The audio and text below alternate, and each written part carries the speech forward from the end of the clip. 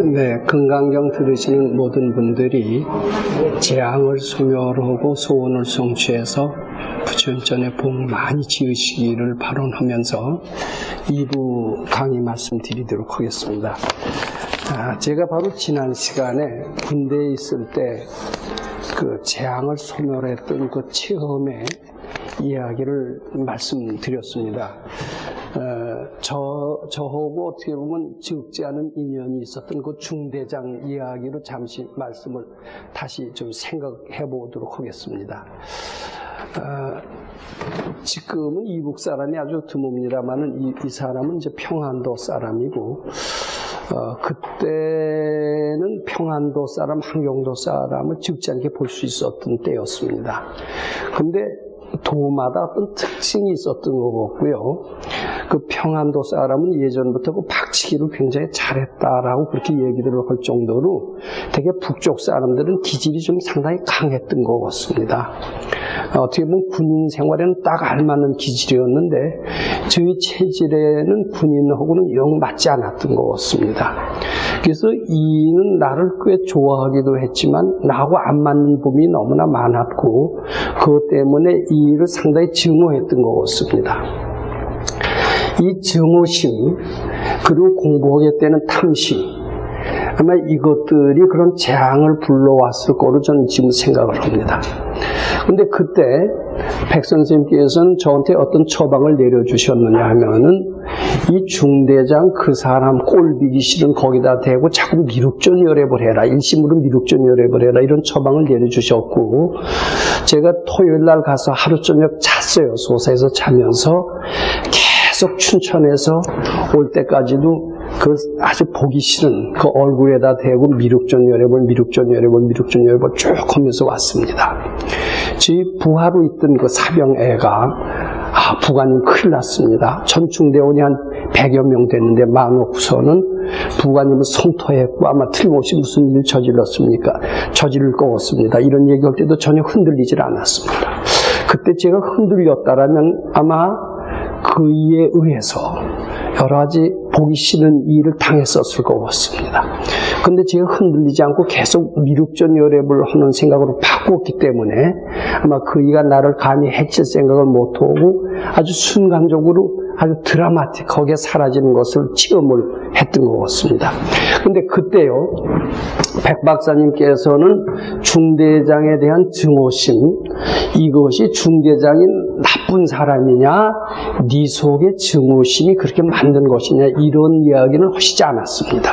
지금은 제가 여기서 이런 이야기를 합니다만은 그때는 그 보기 싫은 거기다 대고 미륵전열애를 해라 이렇게만 얘기를 하셨지 그게 네 마음인 줄 알고 네 마음일 뿐만 아니라 본래 착각이야. 그게 착각이고 없는 것이야.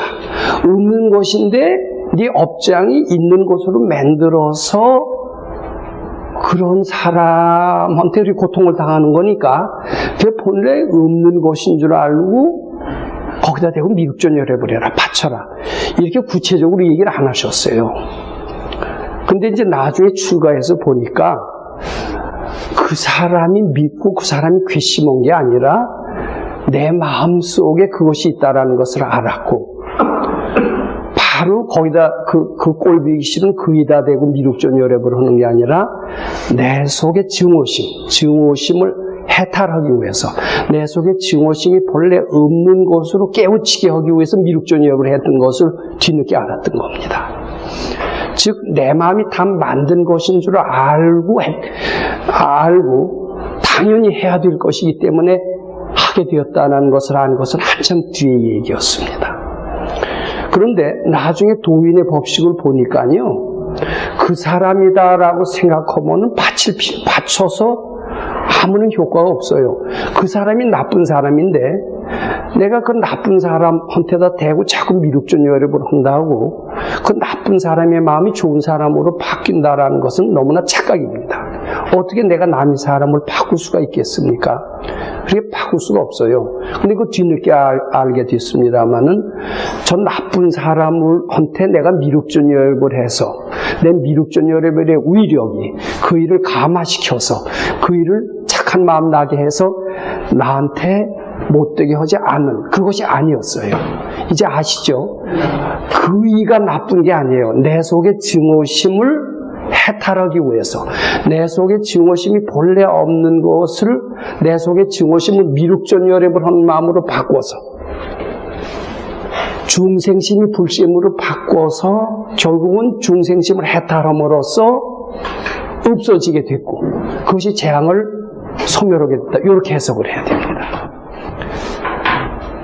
근데 그 뒤로 제가 차츰차츰 일체유심조라는 가르침을 실감하게 됐고요. 누구를 원망하는 기질이 꽤 많았던 것 같아요. 저는 제 스스로 꽤 모범생으로 착각을 했던 때가 꽤 많았던 것 같습니다. 근데 알고 봤더니 나 같은 모범생, 고지식한 모범생, 시키는 대로, 선생님 시키는 대로 잘하는 모범생, 그리고 약속을 정확히 지키는 모범생, 이런 사람 치고 진심이 없는 사람이 없더라고요. 왜냐하면 자기 생각에 어긋나기만 하면 여지없이 튀거든요. 그 진심이 내재되어 있었던 겁니다. 내 속에 이 증오심이 이렇게 뿌리 깊게 있구나 하는 것을 수도하는 동안에 점점 발견하게 됐습니다. 그리고 바치게 됐습니다. 그러면서 진심을 닦아가게 된 겁니다. 이게 바로 진심 닦는 겁니다. 그리고 처음부터 그 중대장도 내 마음이거니 하고 바쳤다면 더 빨랐을 거예요. 근데 내 마음이라고는 생각을 안 했습니다. 그 못된 이가 아무 죄 없는 나를 하루 저녁 나가서 자기로소니, 장교는 나가서 잘 수도 있는데 그것을 트집을 잡아서 나를 괴롭히다니, 저런 무례한 저 인간. 근데 미륵전열애의 위력에 눌려서 결국은 나한테 꼼짝 못하겠구나, 이렇게 생각을 했던 것 같습니다. 근데 처음부터 그 사람이 나쁜 게 아니라 나의 증오심이 그 일을 나쁜 사람으로 만들었고, 미륵전열애를 하는 것은 나의 증오심이 착각이라는 것을 일깨우는 수련이었고, 미륵전열애를 함으로써 나의 증오심이 착각임을 일깨워졌고, 따라서 재앙이 소멸됐다, 이렇게 하는 게 맞습니다. 근데 깨친 이는 처음부터 내 마음이 그랬다라고 출발합니다. 제가 지난 시간에 백은대사 이야기를 했습니다. 백은대사 앞에 느닷없이 아주 청정비구입니다. 웬 애가 떨어지는 애 아버지라고 하는 거예요. 이런 누명을 쓰게 된 겁니다. 근데 이거 아버지라고 인정을 했다가는 그이는 영원히 매장이 되는 겁니다. 완전히 땡초가 되고 신도들이 다 떨어지는 것을 바로 어렵지 않게 상상할 수가 있습니다. 그대로 재앙이 덮친 겁니다. 그러면 보통 사람 같으면, 야, 이게 무슨 내 아이냐, 이게 누구야 너희들, 그러면서 되게 미워했을 겁니다. 저 같은 사람은 되게 아주 미워했을 겁니다. 당치도 않은 얘기거든요. 그런데 특히 밝은 일수록 내 눈에 띄는 것, 내 귀에 들리는 것, 그것은 다 내 마음이다, 이런 것을 배워서 알았고, 특히 백은대사 정도라면 그걸 알았습니다. 당치도 하던 아이가 와서 아버지라고 부르려고 할 때 그것은 나하고 상관없는 것이라고 보지 않았습니다. 내 업장이 이것을 불러왔다라고 알고, 애를 던진 그 일을 원망하지 않고 내 마음이 그 원인을 만들었으니까 그것을 바치려고 했고, 책임을 느끼면서 그 애한테 동양젖을 얻어먹이게 됐습니다. 그 과정에서 신도들이 다 떨어졌습니다. 근데 몇 년이 흘렀습니다. 그 고생은 말할 수가 없었을 겁니다. 드디어 그 부모가 찾아와서 백배사죄하게 되면서 그의 실추됐던 병에는 다 다시 회복되고 전 일본의 스승이 됐습니다. 생불이 됐습니다. 많은 사람을 신신발심하게 됐습니다. 그뿐만 아니라 백은대사는 확실히 깨쳤습니다. 일체유심적으로 깨쳤고 공을 깨쳤다라고 말씀드릴 수 있습니다. 그래서 도인은 처음부터 눈앞에 띄는 사건, 귀에 들리는 것을 저 사람의 모양, 저 사람의 소리라고 듣질 않습니다. 심지어는 이 탁자에서 나온 소리로 듣지를 않는다라는 겁니다. 이게 어디서 나온 소리입니까? 우리는 탁자에서 나온 소리로 듣습니다. 근데 탁자에서 나온 소리로 듣는 것만큼 우리의 죄업은 태산 같다라고 밝은이들은 안다라는 겁니다. 밝은이들은 바로 탁자에서 나온 소리가 아니라 자신의 소리라고 알면서 거기에서 어떤 지혜를 넣습니다. 메시지를 넣습니다. 그리고 부지런히 바칩니다. 이렇게 이해가 돼야만이 부처님 세계로 우린 들어갈 수 있다라고 봐야 됩니다. 자, 그렇게 해서 부처님 세계로 들어가려면요, 배울 필요가 없어요. 배울 필요가. 학교에서 배우는 건 말짱 아주 하류 지식밖에 못 얻습니다. 하류 지혜밖에 못 얻습니다.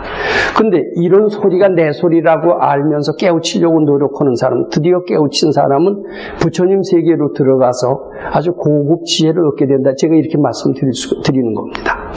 제가 소사에서 수많은 쥐 속에서 생활했다라는 말씀을 드린 적이 있었고, 뱀에도 물렸던 그런 기억이 있음을 말씀드린 적이 있었습니다. 전 쥐 같은 것을 참 싫어했습니다. 근데 쥐가 눈에 띄는 게 내 마음이라고 할 때는 정말 끔찍했습니다. 거지가 자주 눈에 띄는 것도 내 속에 궁한 게 있어서 거지가 눈에 띈다는 말에 절대로 동의할 수가 없었습니다.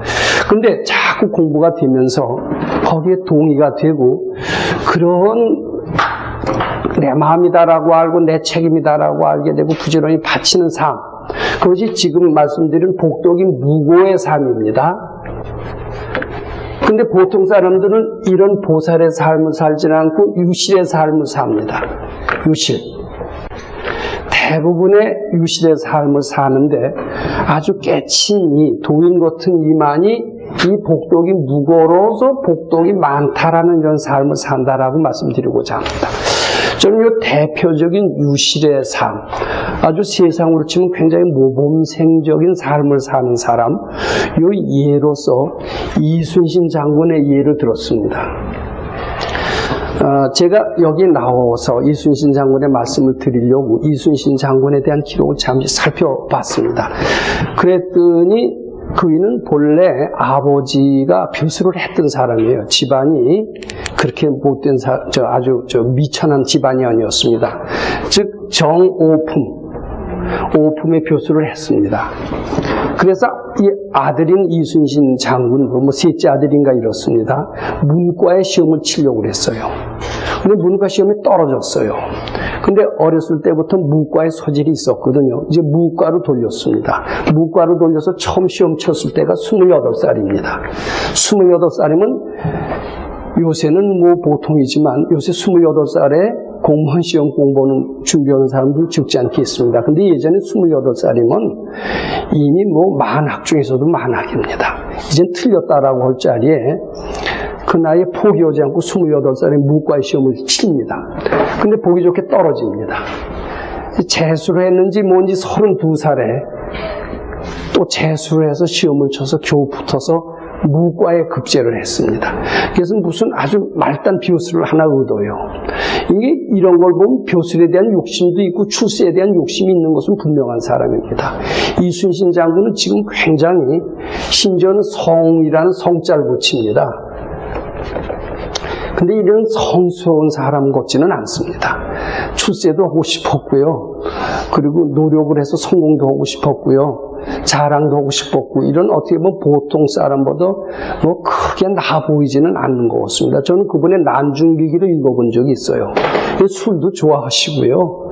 그냥 요새 훌륭한 장군 정도라는 거지, 그 어떤 탁월한, 요새 굉장히 미화시키지만은 그런 것은 볼 수가 없었다라고 저는 그렇게 느꼈습니다. 32살에 이제 무과에 급제를 해서 아마 42살에 최고 출세라는 게 뭐냐면 전라 좌수사가 된 겁니다. 이때 최고 출세입니다. 이 사람이 우리나라 나이로 45세 세상을 떠납니다. 노량해전에서 떠나고 한 3년간 전라 좌수사 노릇을 했어요. 해갖고서는 그때 참 다 아시겠지만 23전 23승 아주 불멸의 해전사에 기록을 세우면서 아주 영웅이 됐습니다. 그리고 특히 이 일을 돋보이게 하는 것은 백의종군이 그의 인품을 대단히 이제 높게 그런데도 결코 실망하지 않고 원망하지 않고 나라님을 원망하지 않고 백의종군할 수 있었다. 이런 얘기를 아주 높게 평가하고 그의 충성심, 그의 지략 이것을 높게 평가하는 것 같습니다. 그래서 그이가 돌아간 뒤에 이제 그 우의정이라는 이런 뒤늦게 추서를 했죠. 이제 이렇게 어떻게 보면 소위 세상식으로 보면 출세를 한 사람이 됩니다. 근데 이제 이 사람은요, 대단히 이제 한국에서 가장 존경하는 영웅이 됐고, 나라를 살렸습니다.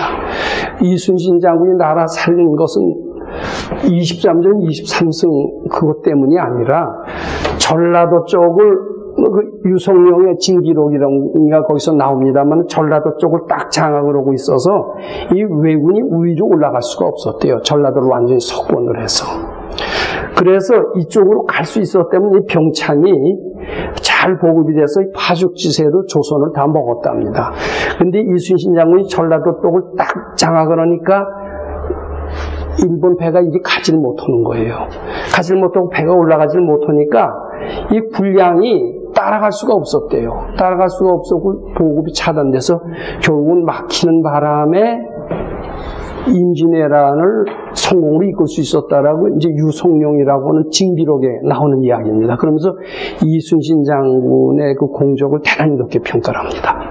근데 그럼에도 불구하고 이 사람은 유실이다라고 저는 말씀드리고 싶습니다. 그러면 무고로 한 이런 조선의 영웅이 있느냐? 저는 있는 것 같아요. 그 사람은 수도원 사람이 아닙니다. 수도원 사람이 아니지만 깨친 사람인 것 같아요. 누구냐면 홍순원입니다. 이 사람은 아마 분명 깨쳤을 거라고 저는 여러 가지 증거를 저는 이제 그 기록에 나와 있는 것만 말씀드리고자 하는데, 이 사람은 아버지가 양반인데 서자입니다. 서자는 예전에 출세를 못했어요. 그러니까 이순신 장군 같은 분은 출세 하려는 욕심이 있었습니다. 목표가 있었어요. 목표가 딱 있고 목표를 향해서 노력을 했던 사람입니다. 무척 노력을 해서 결국은 성공을 했습니다. 특히 제가 여기서 꼭 말씀드릴 것은 그의 난중일기를 보면요, 걱정을 합니다. 어떻게 하면 이길까? 걱정을 하다 잠들면요, 꿈속에서 신인이 나타난대요. 신이 나타나서 작전 지시를 한대요. 그 작전 지시대로 하면은 그대로 이겼대요. 그래도 많이 닦은 사람 같아요. 우리도요, 무슨 수학 문제를 푼다. 안 풀려요. 근데 꿈에 풀리는 수가 있습니다. 왜 꿈에 풀리냐? 꿈에 분별이 쉬기 때문에 풀립니다. 잠잘 때 10층에서 떨어졌다, 무사했다는 얘기가 아마 있는데 분별이 쉬웠기 때문에 그렇다라고 이해하시면 아마 될 것 같습니다. 그런데 어떻게 하면 나라를 살릴까 하는 그 고민이 꿈속에서는 해답을 얻습니다. 그 신인으로 나타나서 작전 지시를 해서 23전 23승을 얻었다라면 이것도 보통 노력으로 되는 건 아닙니다. 꿈속에서 아이디어를 얻어서 노벨상 탔다는 얘기도 적지 않게 들립니다. 분별이 쉬기 때문입니다. 그렇지만 역시 이것은 유실이다라고 말씀드리고자 합니다. 그러면 무고의 케이스가 어떠냐? 저는 홍순원이라고 말씀드리고 싶습니다. 이는 서자입니다. 이젠 출세 길이 막혔어요. 그래서 이제는 자기가 갈 길은 중국어 조금 해서 역관이 되는 겁니다. 이제 말하자면 통역사입니다. 그래서 이제 역관이 돼서, 근데 중간에 다른 기록 많이 찾아봤어요. 찾아봤더니 말을 굉장히 잘했대요. 홍길동전을 지은 사람이 허균이라는 건 알고 있습니다. 그 집안이 문제가 뛰어났는데 허균의 형이 이 사람을 만나서 대화를 했는데 아주 말이 조리가 있고 편안하게 했대요. 사람의 말을 편안하게 했다. 그리고 또 홍순원의 기록을 찾아봤더니 역관이 되면서 돈을 만들어서 중국에 돈을 많이 만드는 재주가 있었답니다. 그것도 지혜입니다. 만들어서 무기를 사서 임진왜란 때 보급을 했대요. 그러니까 임진왜란 때 공로가 있는 겁니다. 이건 보통 사람은 아닌 것 같아요. 근데 지금 그게 중요한 게 아닙니다. 이 사람이 이제 중국에를 갔습니다. 중국에 이제 역관의 일이 이제 중국에 가서 통역하고 돈도 벌고 이러는 게 아마 일인가 봅니다. 근데 지금 북경, 그때는 연경이라고 그랬습니다. 연경에 갔더니 홍등가가 있는데 홍등가에서 웬 미인을 만납니다. 그래서 호기심에 있어서 거기 들어갔어요. 너 뭐 때문에 기생이 됐느냐? 오늘 저녁에 뭐 때문에 몸을 팔려고 하느냐 그랬더니 자기 아버지가 벼슬아치입니다.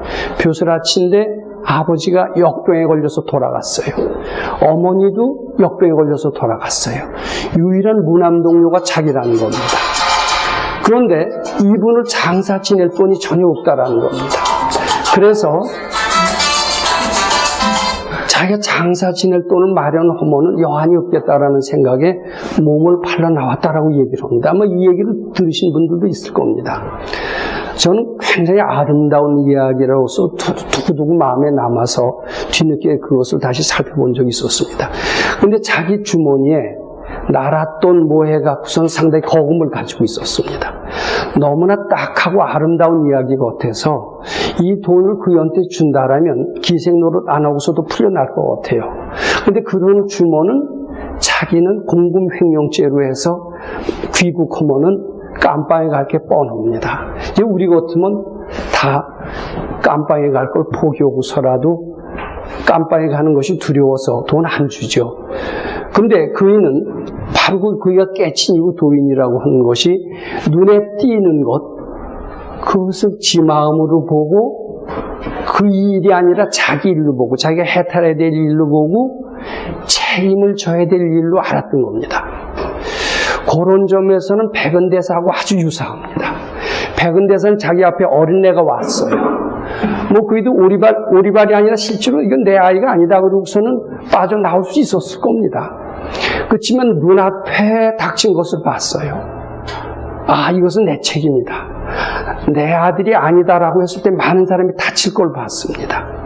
내 아들이라고 하면서 내 마음이라고 깨쳤던 겁니다. 일체유심적으로 깨친 겁니다. 그리고 자기가 책임지려고 마음을 냈습니다. 내가 모든 신도들이 다 떠나더라도 이것은 내 업이 불러온 거고 내가 책임져야 될 것이다 라고 하면서 모든 신도들이 떠나는 것을 감수하면서도 그 어려운 일을 해냈습니다. 결국 여러 사람을 살렸고 생불로 추앙을 받았습니다. 저는 홍순원이라는 사람들은 그렇다라고 봅니다. 이 일을 내가 돈 안 줘도 됩니다. 또 돈 주면 자기는 되돌아가서 큰일 납니다. 근데 그 딱한 사정이 그의 사정이 아니라 자기 사정이고 이것은 꼭 살려야 될 것 같아요. 자기가 깜빵에 가더라도 이거는 일체유심적으로 깨치기 전에 좀 쉽지 않다라고 봅니다. 그래서 거기서 돈을 줍니다. 돈을 주니까 이제 귀국해서는 깜빵에 들어갔어요. 종신 깜빵입니다. 그것도 기록에는 그렇게 돼 있어요. 그걸 각오하고 준 겁니다. 이게 보통 사람입니까? 그런데 이제 나라에서 일이 났어요. 이성계, 태소 이성계 족보가 잘못됐다라는 겁니다. 근데 그걸 고쳐야 되는데, 통역 잘하는 사람이 고쳐야 되는데 아무도 고치는 사람이 없는 거예요. 이게 결국은 이제 주위 사람들이, 그리고 그거 가서 잘 못해오면 다 죽인다. 이제 선조 대왕 시절이었으니까 선조 대왕이 그렇게 얘기를 합니다. 그러니까 다른 사람이 돈을 걷어서 이제 이 일을 풀어주면서 야 네가 좀 대신 가서 그 일을 해내라 막 그렇게 했던가 봅니다. 그래서 이 홍승원이라는 사람이 다시 갑니다. 북경에 갑니다. 갔는데 자기가 뭐 10여 년 전에 구해줬던 그 여자가 어떻게 잘 풀렸어요. 그래서 지금으로 치면 예조 차랑, 그래서 지금 외무부 차관의 부인이 된 겁니다. 외무부 차관의 부인이 됐는데 그 은혜를 너무나 잊을 수가 없었다는 겁니다. 자기 아버지 제사를 지내기 위해서 기생이 돼서 몸을 팔려고 나왔는데 그냥 지금으로 치면 억대의 돈을 주고서는 그냥 돌아가려고 그러더래요. 근데 그때 그 여자가 그랬답니다. 이름이라도 알려주십시오. 이름 안 알려주면 저 안 받겠습니다. 그랬는데 그 기록에 의하면 난 홍이다. 조선 사람 홍이다. 그 성만 일러줬다라고 합니다. 그러면서 뒤도 안 돌아보고 갔대요. 그것도 참 쉬운 일이 아닌 것 같습니다. 근데 은인을 잊기 위해서 10년 동안을 거기서 계속 기다렸다는 겁니다. 한국의 조선의 역관이 오면은 내가 꼭 만나서 은혜를 갚아야 되겠다. 이미 은혜를 갚을 정도로 외무차관의 부인이 된 겁니다. 10년을 기다렸는데 이가 갔을 때 딱 만났어요. 그냥 버선발로 달려와서 그 내외가 절을 하면서 그때 보은단이라는 비단을 백필을 했는데 지금으로 치면 억대라고 그럽니다. 그것을 이제 줬고, 그때 태조 이성계 족보를 고치러 갔었는데 외무 차관이었기 때문에 그가 얘기해서 태조 이성계의 족보도 바로 잡았대요. 그리고 비단 백필까지 걷어오니까 나라에서 아주 난리가 난 겁니다. 그 지금 비단 100필 온 것이 바로 보은단인데 지금 청담동 자리가 바로 그 자리라고 그럽니다. 그래서 이 사람을요, 대뜸 참판, 비용조 참판으로 승진을 시켜요. 홍순원을. 그러니까 그 역관은 중인입니다. 양반들이 쌍놈으로 무시했는데 졸지에 나라의 체면을 세웠다고 그러면서 이제 비용조 참판이라는 정의품의 벼슬을 줍니다. 근데 거기서 끝나질 않습니다. 임진왜란이 발발한 겁니다. 임진왜란이 발발하니까 이제 외적들이 서울까지 오는데 20일도 안 걸렸대요. 그냥 걸어오는 겁니다. 조총 갖고 딱 오니까. 그래서 중국에서는 그랬대요. 이게 조선하고 일본하고 짜고 명나라를 치려고 하는 게 아니냐. 그러기 전에는 어떻게 빠르게 어떻게 이렇게 한양을 함락을 하고 우리한테 구원을 청하느냐. 이 조선이라는 나라는 일본하고 서로 통해서 우리를 치려고 하는 이런 못된 저거니까 도와주지 말자 그랬답니다. 근데 그때 홍순원이 도와줬던 외무차관이 마침 국방부 장관이 됐어요. 그래갖고서는 그이가 적극적으로 나선 겁니다. 아마 그한테 가서 부탁도 했다라는 것 같아요. 결국은 그이가 적극적으로 조선은 의지가 있는 나라입니다. 우리 마누라가 그랬겠죠. 우리 마누라가 몇십 년 전에 이렇게 기생으로 나가서 몸을 팔려고 했을 때 자기 이름도 안 대주고 어디를 밝히지도 않고 거금을 주고 돌아간 이런 의리 있는 사람이 있는 나라입니다. 이 나라를 도와줘야 됩니다라고 적극적으로 했다라는 겁니다. 그이는 이제 우인전을 보면요, 그 동화 작가가 쓴 우인전에 보면 이름이 나올 정도로 홍순원은 유명합니다. 그래서 결국은 그이는 나라를 살린 이가 됐어요.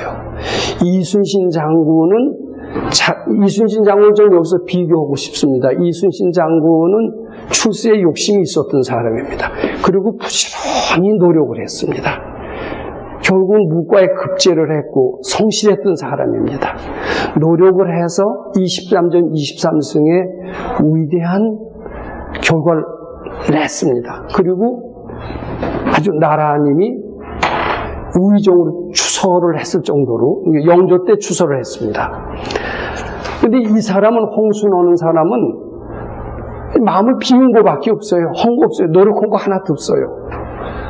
그 눈에 띈 것을 내 마음으로 알고 외면하지 않고 내 책임으로 알고 자기 깜빵 갈 것을 두려워하지 않고 그냥 바친 겁니다. 자기 깜빵 가서도 아마 자세히 모르지만 원망 안 했을 것 같아요.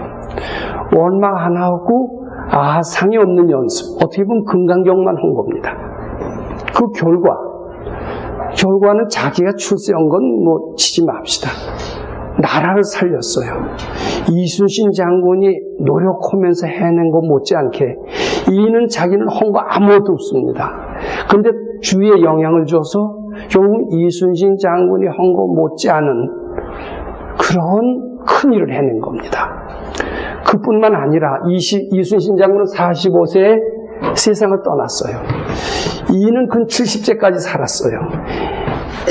만 68세까지 살았습니다. 68세까지 사는 것은 옛날에 대단히 장수한 겁니다. 이게 재앙을 당하지 않았다는 얘기가 되는 겁니다. 이순신 장군은 대단하지만은 재앙을 당할 정도로 45세 총탄에 맞아서 죽을 정도로 밝은이가 보면 불완전한 데가 있었다. 이렇게 얘기하실 겁니다. 아마 저는 이 홍순원이라는 사람은 일체유신조나 공해지를 깨친 사람이라고 저는 그렇게 판단하고 싶습니다. 그러기 전에는 눈에 닥친 것이 내일이다라고 생각을 하고 자기 깜빵에 갈 것을 두려워하지 않고 할 수가 없습니다. 그 결과 굉장히 범위가 큽니다. 나라를 살리고 자기 가족을 살리고 그리고 두고두고 후세에 가장 아름다운 미담이로 해서 아름다운 이야기로 해서 심금을 울리는 그런 스토리를 만들어낸 겁니다. 어떻게 보면 불경을 장안한 거나 다름이 없습니다.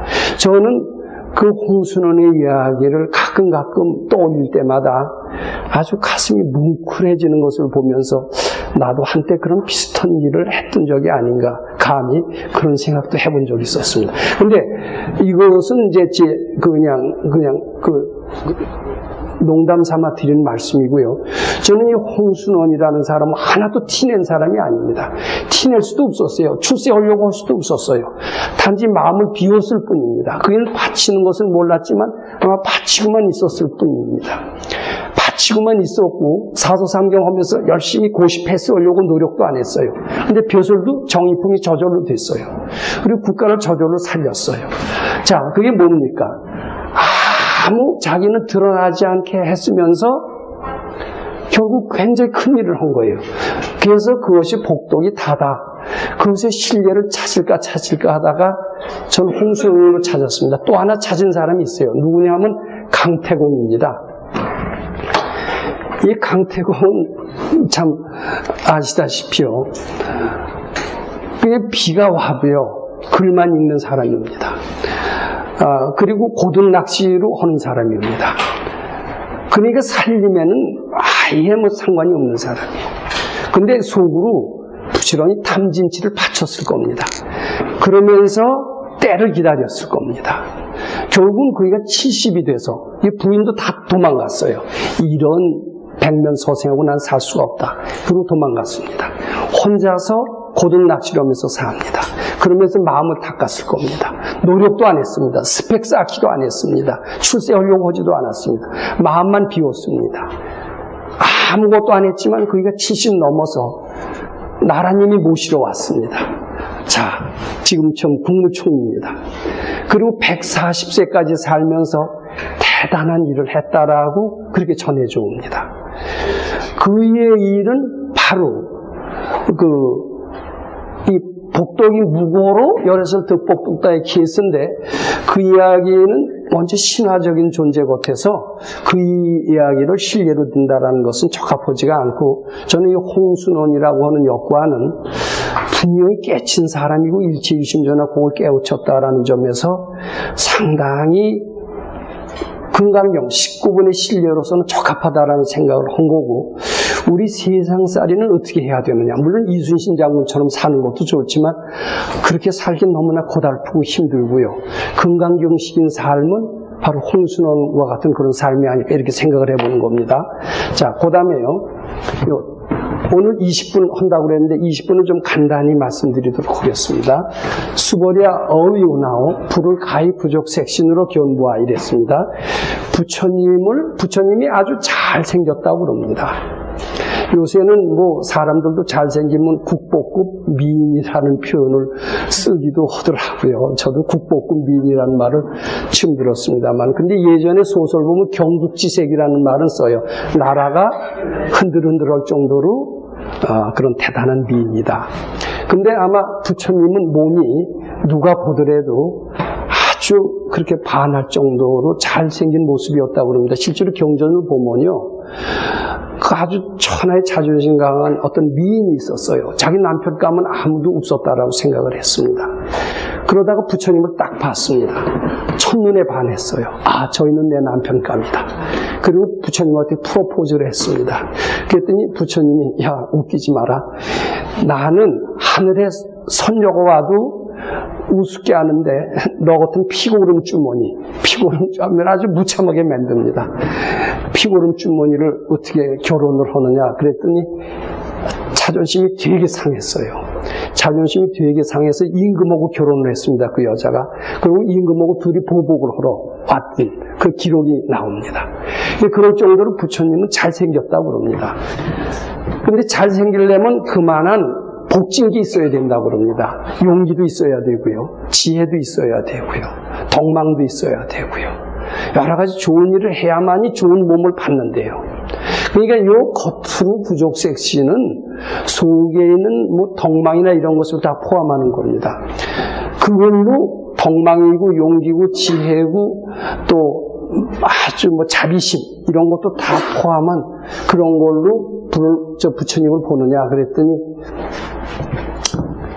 그렇지 않습니다. 이런 구족색신으로 볼 수가 없습니다. 그러면서 열애설 구족색신은 즉비구족색신이지 지명구족색신이다 그랬어요. 이게 중요합니다. 부처님이 말씀하신 이런 잘생긴 모습이라는 것은 우리들이 생각하는 그런 잘생긴 그런 것하고는 틀리다라는 겁니다. 부처님은 뭐를 잘생겼다라고 얘기를 하시느냐.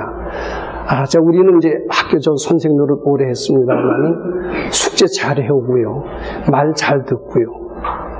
그럼 학생 이뻐져. 게다가 때 되면 선물까지 해온다면 더 귀여울 겁니다.